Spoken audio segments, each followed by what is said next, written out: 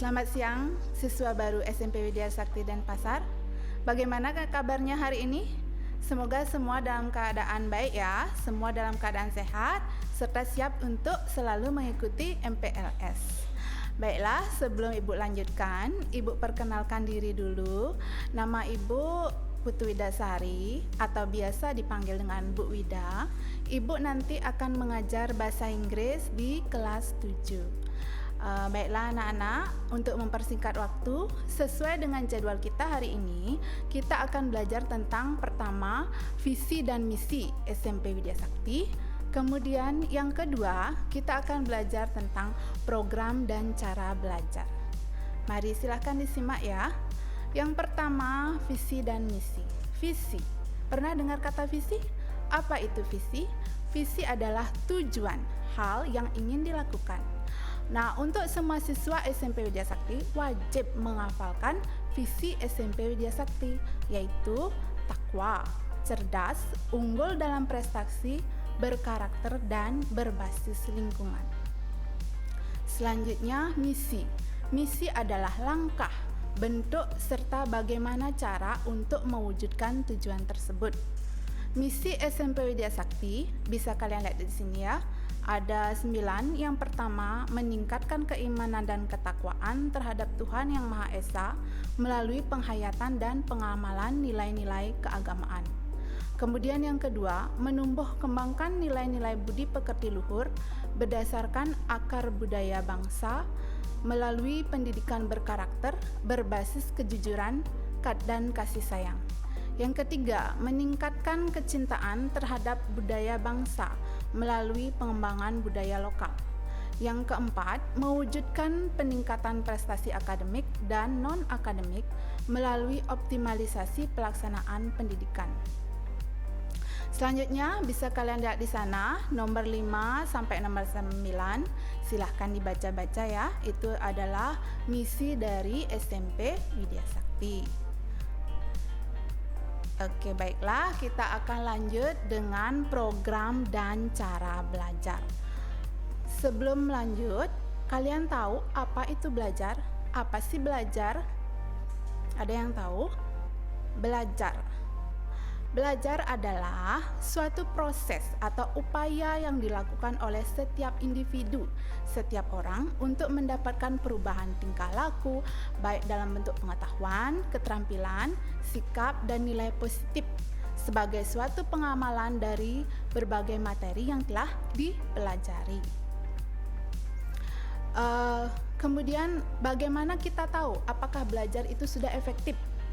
Belajar itu sudah efektif jika pertama, proses belajar mengajar tersebut berhasil. Yang kedua, proses pembelajaran tersebut mampu memberikan pemahaman, pengertian ya, kecerdasan, ketekunan, kesempatan, dan mutu atau kualitas yang lebih baik. Kemudian dapat memberikan perubahan perilaku, dapat diaplikasikan atau diterapkan dalam kehidupan sehari-hari. Hasil dari pembelajaran itu akan dapat menghasilkan sumber daya manusia yang unggul. Bagaimana cara belajar yang efektif? Ada yang tahu bagaimana cara belajar yang efektif?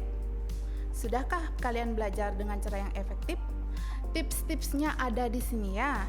Yang pertama, belajar kelompok. Nah, bisa dengan belajar kelompok menjadikan kegiatan itu akan lebih menyenangkan. Tapi kalau untuk situasi sekarang kita kurangi dulu untuk belajar kelompoknya ya. Nanti kalau sudah hilang pandeminya, kita bisa belajar dengan metode belajar kelompok.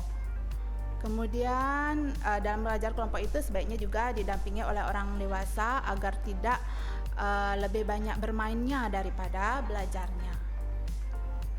Selanjutnya, selain belajar kelompok, ada juga belajar bentuk lain, yaitu rajin membuat catatan atau intisari pelajaran. Sudah pernah kalian membuat intisari pelajaran? Nah, bagian-bagian yang penting itu kalian singkat, ringkas, dibuat di sebuah catatan atau buku ya, sehingga bisa dibawa kemana-mana dan dibaca. Boleh juga belajar membuat perencanaan yang baik. Buat rencana belajar yang mana yang diprioritaskan dulu untuk dipelajari. Selanjutnya, yang keempat, disiplin dalam belajar. Apabila kita sudah membuat jadwal belajar, maka jadwal itu harus dijalankan.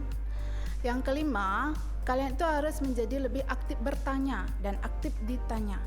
Kalau sudah aktif bertanya, maka otomatis kita akan tahu hal-hal apa yang tidak kita pahami. Belajarlah dengan serius dan dengan tekun kalau mau hasil yang baik.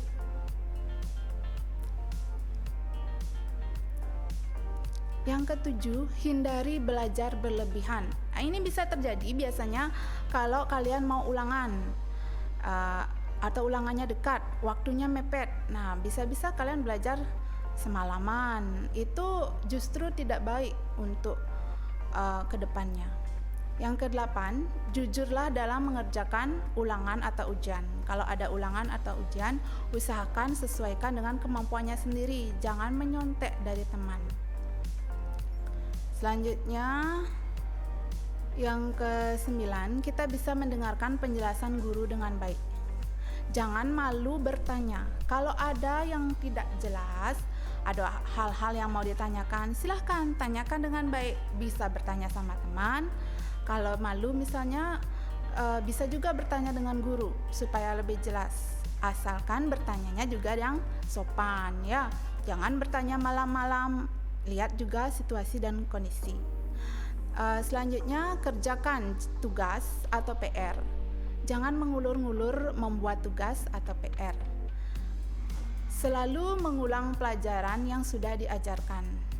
Misalnya sekarang belajar matematika, silahkan latihan lagi untuk matematika supaya lebih jelas dan lebih paham. Cukup istirahat, makan, dan gunakan juga waktu untuk refreshing atau bermain. Jangan belajar saja. Kalau kalian ada mata pelajaran yang kurang disukai, lebih baik kalian banyak berlatih di mata pelajaran tersebut agar kalian bisa lebih paham. Nanti di sekolah kita akan ada kegiatan ekstrakurikuler. Ekstrakurikuler itu adalah kegiatan yang kalian sukai. Silahkan pilih satu kegiatan ekstra pilihan yang kamu suka dan ikuti dengan baik. Kemudian dalam belajar kamu bisa mencari seorang pembimbing atau guru atau teman atau kakak senior yang bisa kamu jadikan pembimbing. Jangan suka mencontek teman.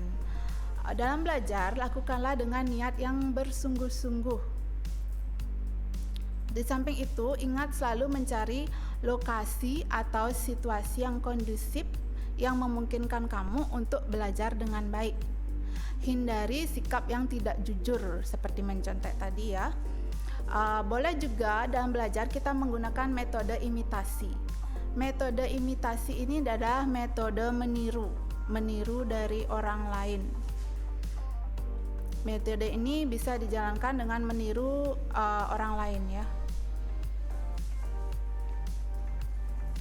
Selanjutnya, setelah kamu belajar, maka sering-seringlah mengadakan praktis atau latihan.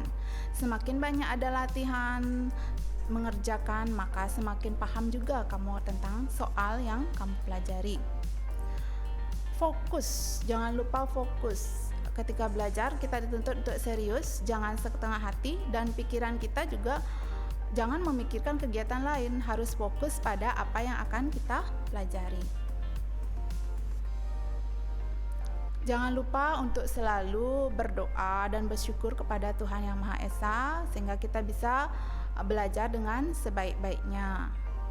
Yang terakhir, bisa menggunakan media atau sumber-sumber lain. Sekarang kan banyak media yang bisa kamu peroleh, bisa kamu cari langsung di internet. Jadi tidak hanya menggunakan buku paket sebagai patokannya. Bisa kamu cari tambahan ilmu-ilmu yang lain itu melalui Google ya, atau sumber lain yang relevan. Nah, untuk sekarang ini karena kita masih dalam kondisi pandemi, jadi kita masih belajar secara daring ya. Jadi nanti ada beberapa tips dalam belajar daring. Yang pertama, siapkan alat perangkat. Yang dimaksud dengan alat dan perangkat itu misalnya HP. Kalau ada laptop, alangkah lebih baik kalau ada laptop. Dan jangan lupa siapkan juga kuotanya. Kuota yang diperlukan agar bisa mengikuti pembelajaran secara daring. Kemudian kelola waktu dengan baik. Atur waktu belajar agar tidak mengulur-ngulur waktu dalam mengerjakan tugas. Jangan suka mengulur-ngulur tugas. Kalau ada tugas sekarang, kerjakan sekarang. Jangan dikerjakan besok, supaya kamu bisa menyelesaikan tugas dengan baik, supaya tugasnya itu tidak menumpuk nanti. Carilah tempat yang nyaman. Di mana kamu nyaman belajar, disitulah kamu lebih baik belajar. Supaya kamu, ini tujuannya belajarnya supaya lebih baik. Ya, jangan sampai ada yang mengganggu. Kemudian, walaupun kita belajar secara daring, jangan malu bertanya kepada guru. Kalau ada yang tidak jelas, guru pasti akan siap membantu kalau kamu mau bertanya. Bisa tanyakan lewat WA group, atau bisa japri gurunya.